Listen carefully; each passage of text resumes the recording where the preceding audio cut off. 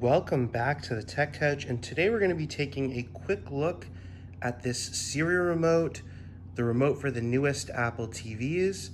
And in this video, we're just going to give you a run through and demo and show you exactly what this thing does and how you can use it to enjoy watching your Apple TV. First up, just a little bit of an overview on the anatomy of this device. So this goes with the Apple TV, which you can see in over here. And this is the Apple TV 4th generation or newer. And this is a pretty sweet remote that is called the Siri Remote because it has this Siri button here and gives you lots of functionality, just overall a really great TV experience with very few buttons and a nice clean looking remote. So we actually did a previous video a few years ago when this Apple TV was much newer on the Siri Remote, and it was a pretty full overview. And in this one, we're gonna do an even fuller overview, give you that full demo of all the features we can, as well as highlighting some of those newer features that have changed, some of those updates from the last couple of years. And of course, if you wanna see more features of this remote or the Apple TV, check out our channel Tech Couch, or subscribe, or check out some links in the description below where we will link you to the other related videos. So let's take a walkthrough of this remote. First up, there's the bottom half here, which has these 4 buttons and is a bit shinier. That's like glossy finish. And then there's the top part here, which is matte finish, and it's actually a trackpad. So sliding your hand around this part of the remote actually moves you around the screen. In this instance here on the app page, you're able to choose your app. So we're just gonna click on that trackpad and get into the Disney app. And similarly, once you're within an app, for example, the Disney app, which we're loading right now, you can use this trackpad to slide around. So just skip through here. So here we've got all these different things that we can watch on the Disney app, and you can just slide around, and when you're ready to watch one, you can just click on it, and that's how you control it in terms of like a clicker and a mouse. The next button here that I want to point out is this menu button, and that functions often like a back button that will, exit a movie, or it will move back in an app screen, or it will give you the menu options. So here in the Disney app, as we're looking around, I click the menu and it pulls up this nice, useful menu on the side. And now I can scroll through the menu with my trackpad and pick things that I want to pick. I can do a search. And if I decide I want to go back, it's that menu button again, takes you back. So it opens up the menu, pressing it again will take you back to the home screen.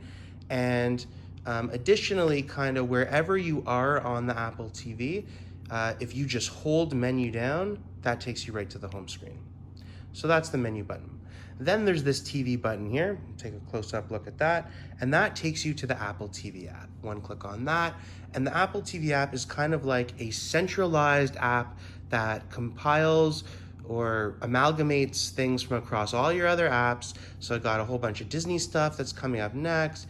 I've got some recommendations. There's a whole section on Apple TV Plus, which is Apple's own studio creations, and a lot more you can see on here by scrolling down. I like this top section because you can scroll right across to different things. I like to go to sports, and this actually pulls up what's in my sports app. So again, using the trackpad to navigate, I click on that, and it takes me right to my TSN app, right to the game live. This is great. 4th quarter, 5 minutes. I better finish this video. Of course, I can use that button to get back to the TV app, and there I am. I also love this kids section, and that's really great.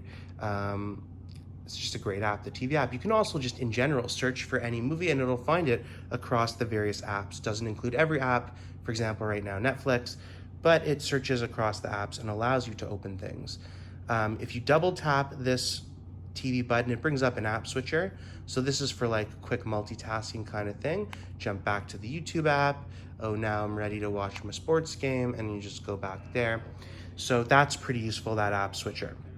Then below the app switcher, you've got the volume buttons. Actually, one more thing on this app switcher, if you hold it, it actually pulls up a new side feature that allows you to kind of, I guess this takes you right back to something you're watching.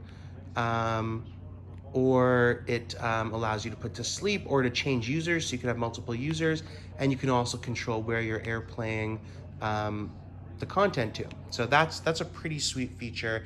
That control panel, I would call it, I guess. This is a control panel holding that.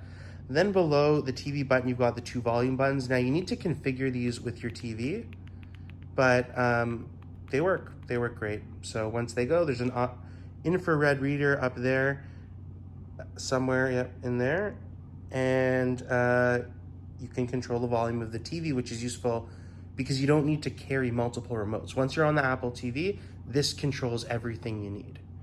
Then of course there is the pause and play button. So let's say we got our video on and you want to pause it, pause, just like that, and play, just like that. And finally, that brings us to the Siri button, which brings up Siri on your remote and allows you to do a whole array of actions. So you can ask Siri questions like, what's the weather? And you can get some info there. You can tell Siri to turn on and off subtitles. You can tell Siri to search for a movie or a video. Those are the most common ones. So watch Frozen. And it's, okay, I found a bunch of Frozens and I'm gonna navigate using my trackpad and I'll play Frozen and it will start it just like that. And you can also use Siri to control some smart home tech if you have that. So turn off all the lights, and that works. Turn on the living room lights. You can also use Siri to turn on and off subtitles, which is super useful. Okay, so you need to hold the Siri button for it to record you. So as you're holding it, it's recording what you're saying, and then as soon as you let go, it stops. So that's one thing that people kind of get confused with a lot. Another really useful thing with Siri is, and the Siri button is, for any search anywhere on the Apple TV, instead of typing in the text in this kind of way, you can just Saving Private Ryan.